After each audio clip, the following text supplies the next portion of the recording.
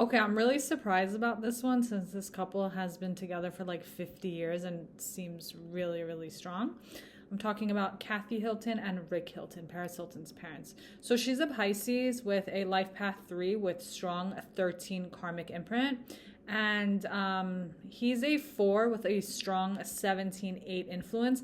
And they are a heavy karmic bond with unfinished business, and it's centered on power, sacrifice, emotional suppression, and survival patterns. So it's so intense, it's binding, it's formative.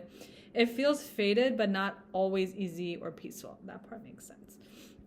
So their relationship dynamic is the expressor and the authority. He's the authority. He brings structure, material stability, and she brings emotional intelligence, communication, and flexibility. One feels deeply and adapts, the other stabilizes and controls. So their dynamic kind of feels like a parent-child, authority figure, emotional caretaker, long-term karmic partners where roles feel fixed. And so they're past life karmic themes. It's a very strong past life karmic relationship.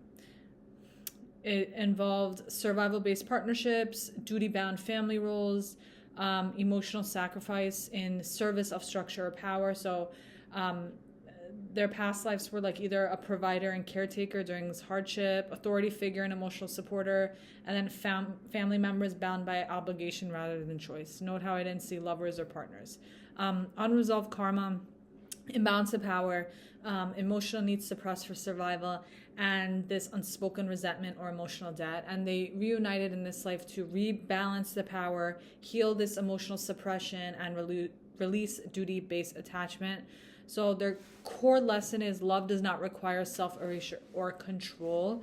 She needs to stop overgiving and speak her needs clearly, and he needs to learn to soften, control, and engage emotionally. So their conflicts are emotional expression. She needs more openness. He holds it back.